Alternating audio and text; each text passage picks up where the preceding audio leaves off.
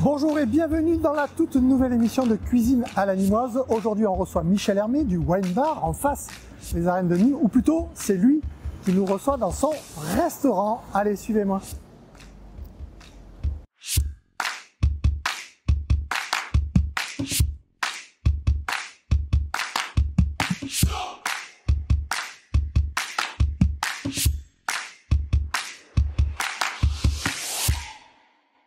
Michel Hermé, merci de nous recevoir chez toi, ici au Wine Bar. Comment vas-tu?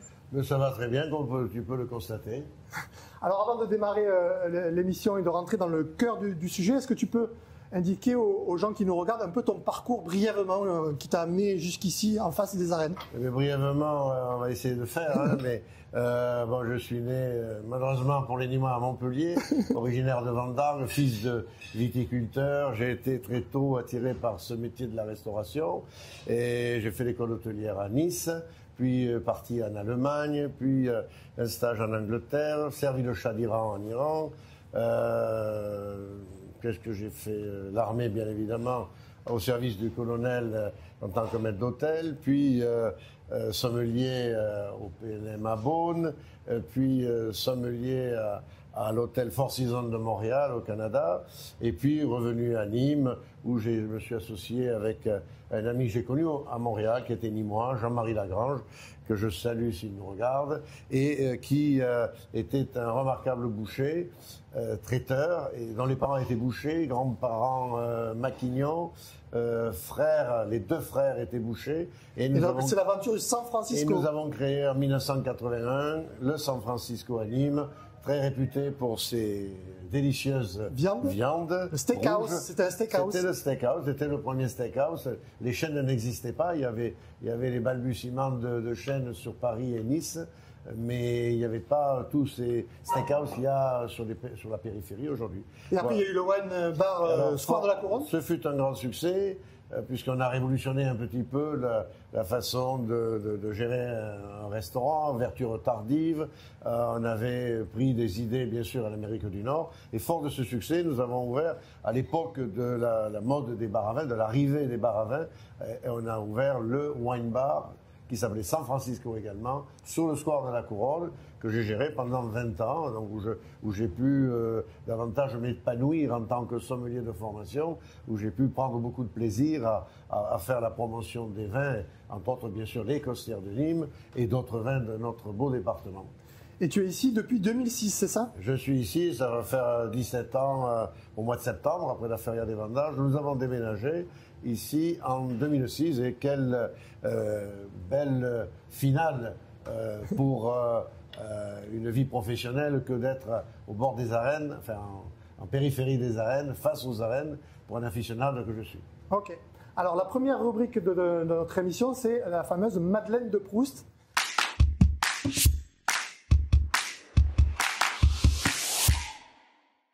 Michel, quelle est ta Madeleine de Proust? Une des premières, c'est l'anthésite. Bon, j'aime beaucoup cette boisson parce que je suis méridional et j'aime bien l'anis, j'aime bien la réglisse. Oui. Et l'anthésite, ça me rappelle toujours les visites chez la grand-mère qui, chaque fois, servaient de l'anthésite ou du coco boer. Voilà. Et ceci me ramène aux images que j'ai de la grand-mère avec son fourneau à bois et à charbon sur lequel mijotaient des ragoûts, des daubes qui embaumaient la cuisine. Donc c'est peut-être un des facteurs pour lesquels j'ai choisi ce métier.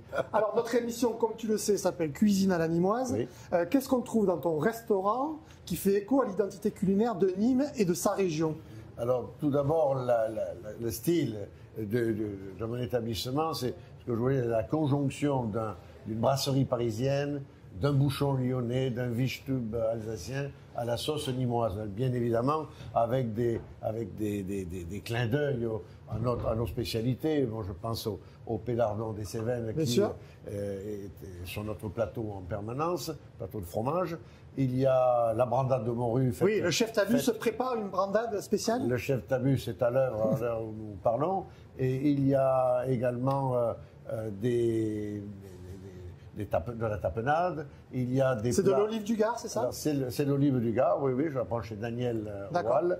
Il y a l'huile d'olive aussi dont nous faisons la promotion, Soulas, de Colorgue, qui est mon voisin de cave, ainsi que le Moulin Paradis. Ouais.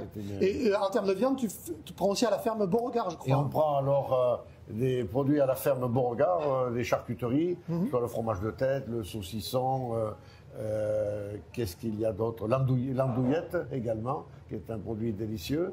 Alors, je vais m'adresser au sommelier que tu as été, que tu es toujours, puisque tu as été finaliste du meilleur sommelier de France en 1988. Je vous propose de regarder une rubrique vigneronne avec Numa Cornu du Château Guyot.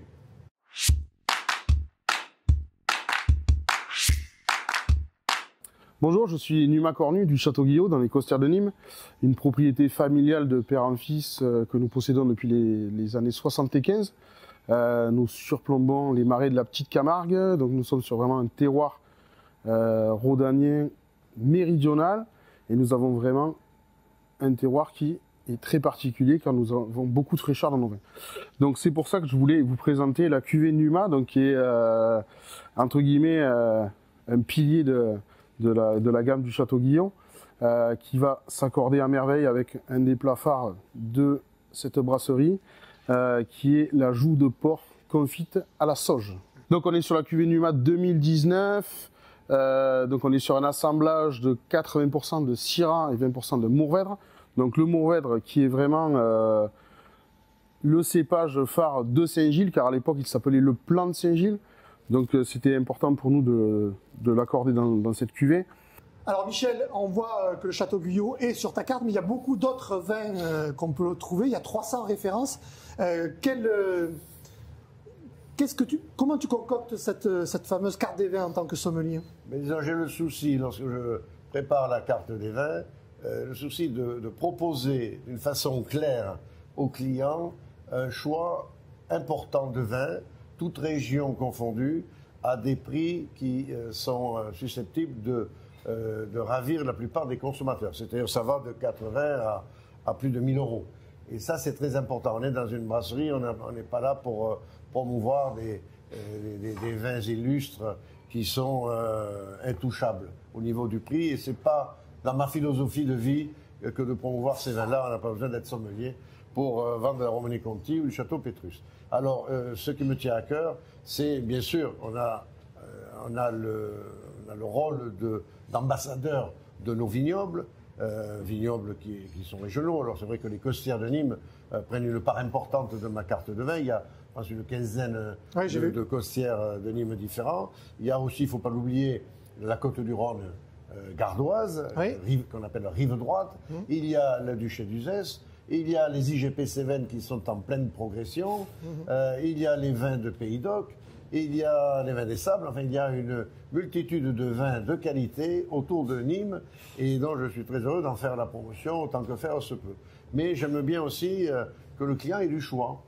Le Nîmois n'a pas forcément envie de prendre systématiquement du Costière et a soif souvent de découverte. Et mon rôle aussi, c'est de proposer aux verres des vins de découverte, des vins faciles à boire ou plus structurés. C'est selon un petit peu la composition de la carte des vins au verre. Mais j'essaie d'équilibrer cela. Ok, alors dernière rubrique de notre émission, c'est le conseil de cuisine qui vous est donné par le chef Tabus. Allez, on regarde.